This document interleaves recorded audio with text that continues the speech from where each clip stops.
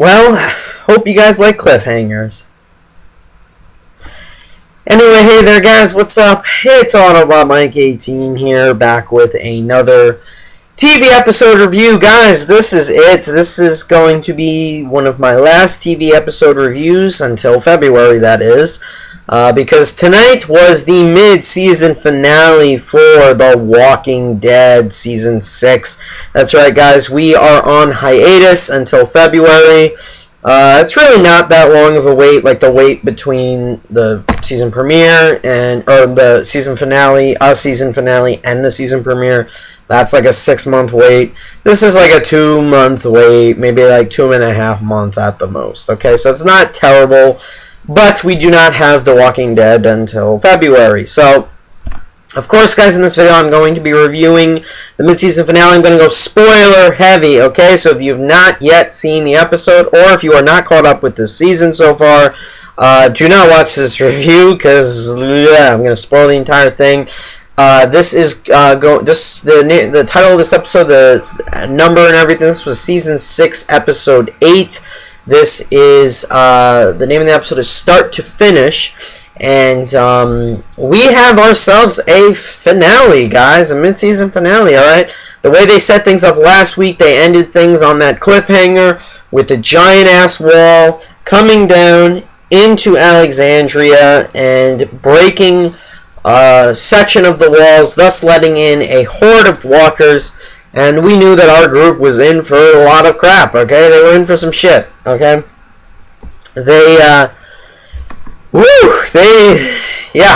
Things look pretty serious. They built things up really, really strongly. Keep that in the back of your minds, okay, guys? They built a lot up with the promo for last week, or for this week's episode, for tonight's episode, and with the ending of last week's episode in general, we knew that things were going to be pretty serious, okay? So tonight's episode, really, we're focusing on essentially two groups that are really stuck in Alexandria in houses. So the two big groups are, of course, Rick, and this is all one group. This is Rick, Jesse, Ron, Carl, Gabriel, Michonne, Deanna, and Sam, okay, and Judith, okay, so they're all stuck in Jesse's house. Yeah, Jesse's house. And then we also are following Carol and Morgan and that one wolf that Morgan had prisoner, as well as that lesbian doctor whose name escapes me. And then there's a whole other storyline with Eugene, Tara, and Rosita that ties into that one. Okay, so I'll start off with that storyline because I think we were all hyping up the whole Rick storyline and everything. I think there were a lot of spoilers or potential spoilers that leaked early online. A lot of people were claiming a lot of different things that they had heard, that certain things were going to happen, and those things did not end up happening in this episode. They almost happened several times, and I'll get into that. But I think that's why I was a lot more excited for that one. However, the Carol and Morgan storyline, I was really, really pumped for. So I'll get into it, alright? So we start off, I'll just say how we start off, okay? The opening to this episode was one of the weirdest openings we have ever had for an episode on this show, okay? It's just Sam in his room, leaving plates of leftovers. He's playing this classic opera music, or whatever the hell it is. And we just see a swarm of ants crawling down the windowsill and surrounding his food. And I don't know if that was a metaphor for he's the sandwich and the walkers are the ants, and that's going to be him. I don't know what the hell they were trying to say with that, but that's our opening tonight, guys. Then we have, obviously, the wall falling down, walkers breaking in. And I'll say this much before I cut into tangents. We have Rick and Deanna are together rushing away from the walkers because the walkers are all coming in. Rick immediately orders everybody to get inside. And I think that was a smart call. I honestly thought at first he was going to have some people maybe exit Alexandria, just leave Alexandria using the back wall, one of the other walls or something, like another exit. But he didn't. They're going to try to stay in there and just wait this thing out, which is, I don't know. But I don't know how that's gonna work. But yeah, so I that was one thing that surprised me, and that was just me being stupid, me thinking, oh yeah, they're all gonna leave Alexandria. Alexandria is gonna be overrun, and I don't know, maybe that isn't stupid though. Like, who honestly thought that Alexandria was gonna fall in this episode? I kind of did, and it may not have, or it's being swarmed, but you know, they may save it. Who knows? So Carol and Morgan are paired off. Maggie runs to safety and just narrowly makes it up that watchtower thing as the ladder drops, hoists herself up top. We find out that Eugene was the one who found the walkie on the floor. Don't ask me how that walkie was just laying there, but it was. He picks it up and says help as he's almost going to get eaten, and Tara and Rosita come and save his ass.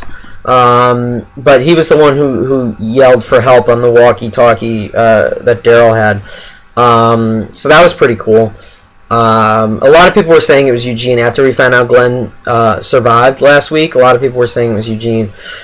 So Eugene, Tara, and Rosita are paired off. They run off. Deanna falls down as her and Rick are like picking off walkers, firing guns at them. Deanna's not firing well because her aim sucks. But what are you gonna do? So she falls, and she actually falls on a saw blade that's just hanging out in the middle of nowhere, because why not? And she cuts her leg severely, so she's limping back, and Jesse just narrowly saves Rick and the clan, including Carl and Ron, and Gabriel and Michonne, because they meet up with Rick and Deanna, and they all run into Jesse's house and just fortify the house. Okay, so now we have our tangents, we have our group split up. So let's go into the Carol and Morgan storyline, because as I said last week, I really liked where that was going, how Carol and Morgan are two completely different people who want the same thing. They're on different sides of the spectrum. Carol, they all want safety. They want everyone to survive. Morgan wants that, but wants it in a different way. He doesn't want to kill anyone. Carol's looking to kill anyone who's a threat. Okay, so I really like that dynamic. I love how Carol and Morgan are the two that are stuck in the house, and it just so happens to be the house they run into is the same exact house where a floor below, Morgan is holding that wolf with the long black hair. He has a wound, hostage, and that lesbian nurse who kissed Tara.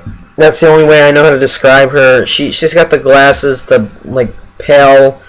The white skin, brown hair, I think, or red hair, I don't know. She's not that memorable. And she's like just watching over the wolf, okay? He's tied up though. So in the beginning of Rick and Morgan and Carol's moment, Carol has a head injury, and Morgan predicts that it's that she oh god, what's the word? Consciousness? No. It's a concussion. There we go. Concussion. That new movie with Will Smith. I was trying to think of the word. And tells her to just relax, rest, sit against the wall, and just calm down. Wait for, obviously, herself to feel better. Okay, so that's that beginning. And then Carol supposedly falls asleep. This is much later in the episode, towards the end. And I love how their peril was intercut with, or I should say their conflict is intercut with Rick and their peril. Rick and their peril and them being overrun. The walkers trying to get into the house. Okay, so Morgan wants to go downstairs and find out how the wolf is doing and everything. The wolf has a conversation with the nurse, woman, whatever her name is. And you could just tell, like, he shows her the wound he has, which is actually pretty serious and pretty deep. And you could just tell that once he gets free, he is just not a good person. And you know that Morgan knows this. Morgan knows he's not a good person, but he does not want to release him until he vows never to kill anyone again. And that's where Morgan, in all honesty, Morgan is doing the wrong thing. We all know that. That still doesn't mean I don't like Morgan. I love the guy. So Morgan literally walks down 3 stairs, like 3 individual steps, right, just to hear what's going on, and then he turns around to look back to see if Carol's still sleeping, okay, because Carol murmurs to him, I'm just closing my eyes, and he sees she's gone, and the shot, I love it, she's like sitting on the floor, the shot is like right above where her head would be, so we don't see her in frame. Okay, so when he comes back up the stairs, like from a profile almost, he like looks down to where she should be sitting, and you think that he's looking at her, but she's not actually there. So when he says Carol, I shat myself. I was like, holy shit, she's pranking him. She got up, and she's not really fallen unconscious and anything. So he goes further into this dark part of the room, and Carol knocks him out and runs down the stairs. Okay, so she sees the wolf and everything. Morgan chases after her with his bow staff, and they are deadlocked. Okay, Carol pulls out her knife. She wants to kill him, and she flat out tells Morgan, "Don't make me kill you to have to kill him." All right, she is dead. She will kill Morgan. She's not messing around. She will kill Morgan to kill the wolf. Okay, because she sees him at threat. She has got to eliminate him, and I love this moment because Morgan is not having it. He is not going to back down and let her kill him. He is just no. Okay, so we're cutting back and forth. She's begging Morgan, listen, man, just let this guy go. He's not worth it. Just step aside. Let me do my thing. Let me just... It's over. And Morgan won't back down. And I can't remember who lunged first. I believe it was Carol. They just engage in a fight. I think Morgan knocks the knife out of her hand. They're rolling around the room and everything. And... Morgan eventually gets the better of Carol, and I don't know. I really thought Morgan might have possibly bit it in the scene. I really thought he was going to possibly get stabbed or something. I don't know. I really thought Carol would do it, but she was fighting, and Morgan drops it almost like he did, like sort of like a drop kick, but not really. Just slams her body on the ground, so she's like knocked out, unconscious. Morgan, I think, had dropped his bow staff, or maybe Carol. Knocked out of his hand or something, I don't remember. And the wolf literally gets up, his hands literally tied up, and hits Morgan over the head with the bow staff. Okay, so that was amazing. And now he picks up Carol's knife, or someone's knife, and goes to point it at the nurse chick. But she's like pleading, because he said earlier, I'm not going to kill any of you guys because you guys are already dead. You're not meant to be here. You're not going to survive here. Essentially, that's what he's saying. And he's holding her at knife point, and just as he's doing so, Eugene, Tara, and Rosita barge in. Okay, guns aimed at him as he like holds her hostage, holds the knife to her throat. They had been stuck in this like garage thing or something. The door was locked, and Rosita was like, "Oh, I give up. Like, there's no hope or anything. Alexandria's gonna fall." And Tara's like, "Come on, we gotta get through this." So Eugene picks the lock, and they get out of the situation they're in. So they're in. I don't know how they got into the house that Morgan where Morgan was keeping the wolf and everything, but they did. Maybe they were in the same building the whole time. I don't know. But regardless of that, they're holding him at gunpoint, and he forces them to slide their guns over to him, and Eugene slides over his knife. He takes one of the guns and walks out of the building with the nurse, and then Tara's like, "You're not going to survive out there. There's crawling walkers." He leaves anyway and leaves them, okay? And that's how that storyline concludes. Morgan and Carol are literally on the floor, both knocked out. What is going to happen with them? We have got to wait for the return, the mid-season premiere, okay? So that was that storyline, essentially. And I'll give you my thoughts on how I feel it was wrapped up later on in this video, okay? Okay. Real quick, though, I also would like to throw in just Glenn's storyline real quick. Just because it was honestly 2 scenes Glenn was in. Abraham, Sasha, and Daryl are not even in this episode. However, at the end of Walking Dead, when it went into the Badlands, they showed like the first scene, opening scene of the new Into the Badlands episode, which I'm not watching because it just doesn't interest me, and I hate how they show clips for next episode, and in this case they showed a 2-minute prologue to the return of the season. And that clip features Daryl, Abraham, and Sasha. And I will talk about that in the end of this video. I think some of you guys may or may not have missed it. If you shut your TVs off after Walking Dead ended, you missed it for sure. So I'll talk about it after this, after I get into Rick's storyline. So they run into Jesse's house.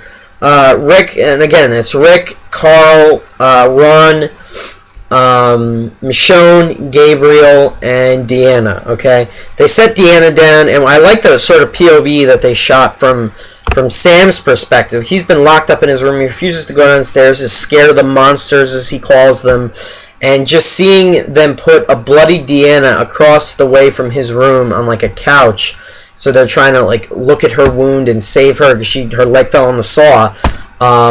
Like it's just like it's complete chaos for him. You hear like the ringing sound effect. His mind is just scattered. Okay, I know I just went off on that tangent. How I said I was going to mention Glenn. Let me mention Glenn real quick. Okay, it's just a brief scene. Glenn and Enid. They see the walkers penetrating, going into Alexandria because they had seen that the wall fell. And the building fell over the wall, and Glenn's like, we got to go in there, people are still alive in there. Enid's like, nah, let's just leave them, and Glenn's like, this is why our people die, okay? It's because people run off like you want to right now. So they eventually cut away from them, and we don't see them till the end of the episode. Glenn literally hoisting himself up a tree, Enid right next to him, and Glenn spots Maggie up in the watchtower and is like, oh, she's alive, and we cut away from them. That's all we literally see of Glenn and Maggie in this episode. So that was pretty interesting. I'm assuming they will be reunited in the mid-season premiere. But anyway, back to Rick and the crew. I think everybody, or one of the most intense storylines for tonight within Rick's group that is stuck up in Jesse's house. Not that Deanna got cut by the saw or whatever. We also find out that she had gotten bitten in the process when she fell on top of the saw. So Deanna is done for. Rest in peace, blah, blah, blah. Yeah, nobody, it's not like it's the end of the world or anything. It's just Deanna. But no, I think the most intense thing was the whole Carl and Ron thing. I think that was what everybody was just like, oh crap, something's going to happen between the both of them. It's not going to end well for one of them or something like that. You know what I mean? Because the way they ended the last episode, we just get the shot of Ron following Carl with his hand on his gun, and the wall had fallen. And in the beginning of tonight's episode, Carl and Ron, we both see them in the same shot running off as the zombies start swarming in. So whatever Ron was planning, which I'm assuming it was to always shoot Carl, as we will later find out in this episode, that's exactly what he wanted to do. He's obviously still sour about how Rick murdered Pete, alright? And that was established very early on in the first episode of the season when Rick followed, or when Ron followed Rick and Morgan when they went to the quarry. You remember that? So we all know that Ron has been that way since he found out his father died, obviously, that Rick specifically killed him. So there's a great moment where Carl sees Ron going into like the garage or something, okay? And Carl follows him in, and he's like, what's going on, man? You good? And Ron brings up how, you know, he brings up his father, he brings up Pete, and pulls his gun on Carl. And I don't know if Carl drew on him right after, but I think, or maybe he knocks the gun out of Ron's hand. So they're struggling around in the garage, and Carl gets slammed against the glass window in the garage, okay, within the garage. He gets slammed. Ron literally picks up a shovel and is just like strangling with the shovel, putting it against him. They have the glass broken, and obviously the noise and the struggling sounds of them fighting draws the attention of several nearby walkers who begin walking over to the garage, okay, Jesse's house. They're just literally walking by. They would not have been drawn if it wasn't for the two of them fighting. And before all this, Ron had literally locked the door, and that's what I think made him draw on Carl, and then Carl just sprung into action and fought back. Okay, but Ron locks the door, and Jesse and Rick hear all of this, and they're trying to get in. The door's locked. Rick literally takes a hand axe and is just chopping away at the door, and the zombies break through the glass as Ron and Carl are still scurrying around, fighting around on the floor, and they start breaking into the garage, okay? Rick eventually chops the door open as Ron and Carl both flee out of the garage, and they prop the door open, but zombies are coming in now. They have breached the house, okay? So they're screwed right at this point, all right? So they're coming in. They're just infiltrating the house due to that broken frickin' window. Thanks, Ron. All right, and they're trying to prop the door that Rick had to break because it was frickin' locked. Thanks, Ron. With a couch with various objects around the house, and they know it's not gonna hold. They gotta like get upstairs or else things are not gonna look good. And Rick asks Carl as they're trying to hold it up, Ron like runs off or something. I don't know. Rick asks Carl what was happening there. It sounded like you guys were fighting, and Carl backs Ron up and doesn't say, "Oh yeah, they were fighting." Because if Carl said that, I don't know what Rick would have done. A part of me really wanted Carl to tell Rick that they were fighting. Would he have drawn his gun on Ron right there and just blasted him in the head right with Jesse right there, her son? Okay. How would that have been for Jesse and Rick's relationship?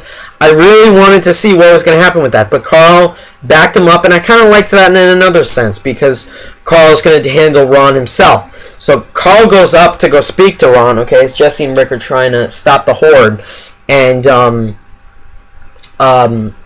they're in this dark room, and Ron is like looking out the window. The kid's a mess at this point. Carl pulls his gun out on Ron and orders Ron to hand over his gun, okay? And I thought something was going to happen there, but nothing happens. Ron just hands the gun over, doesn't do any funny business or anything.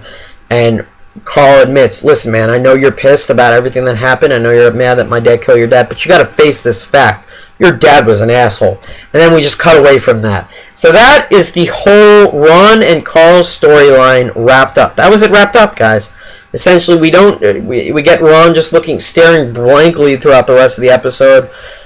But that's it, okay? So I'll talk about how I feel about how certain things were wrapped up and how certain things were not wrapped up the way we might have wanted them to get wrapped up in tonight's episode. So later on, we go back to them. They're still trying to stop that horde from coming from inside the garage to inside the actual house. Eventually, they can't hold him off. At one point, Rick does go upstairs, I think, because Gabriel's holding him off, and Michonne and all them. They're holding off the walkers in the garage. Rick goes upstairs to get Judith, or to see if Judith's okay, and sees that Deanna has gotten up. Now, keep in mind, Deanna has been bitten. So she's going to turn. They're just leaving her, waiting for her to turn. And Rick goes into the room that Judith's in, and he sees the crib that Judith's in. When he walks into the room, he sees Deanna's body hanging over the crib. And I was like, oh shit. Okay, don't tell me she turned already. But so Rick goes. He literally is about to axe her in the head, and he grabs her, and we find out she's still human. She's not turned. She just went in there to see Judith, and just see her one last time. Okay, so Rick puts her on the bed, and they have one final moment, and I kind of like the final moment that her and Rick share, where she tells Rick, "Listen, they're all these people now, okay?" Because she asked him to look over Spencer, her son, her idiot son, who's nowhere in this episode, by the way.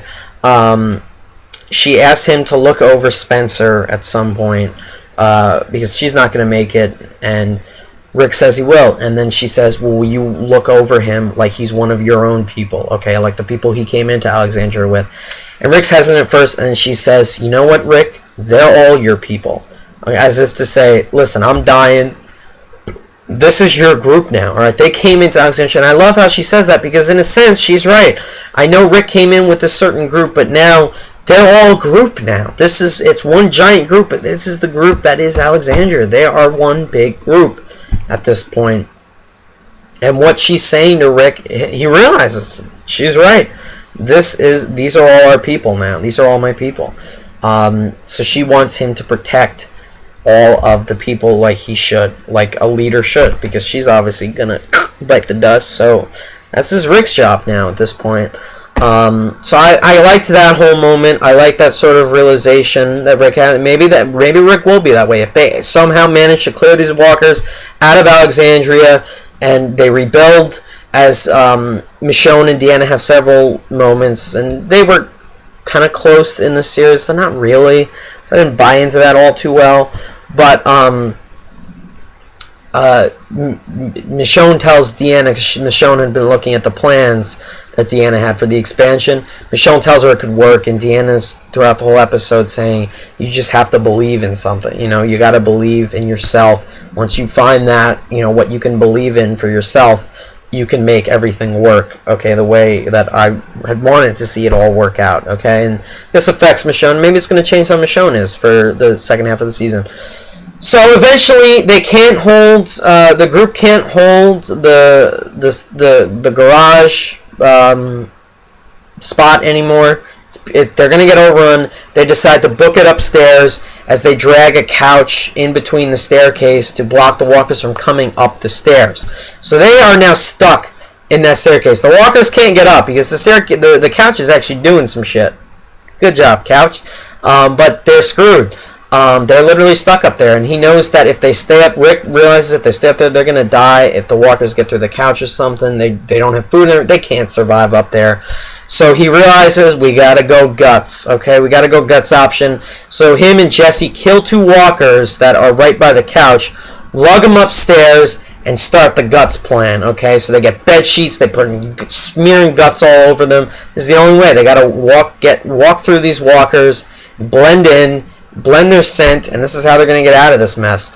So they do just that, and of course, Sam is scared. He doesn't want to go amongst the monsters, as he calls them. Jesse talks him into it. He puts the sheet on, puts the guts on. Rick gets Judith, hands her to Carl. Carl throws the sheet over Judith, and they all walk out, essentially, of the house, hand in hand, just walk right past the couch. As they all walk out, the zombies go up the walkers go up the stairs.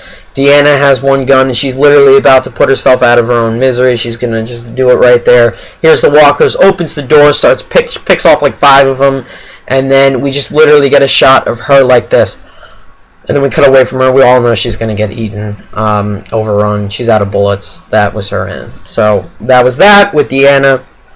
And then finally, in the last moment of the episode, Rick, Michonne, Gabriel, Carl, Sam, Jesse, Ron, Judith, under Carl.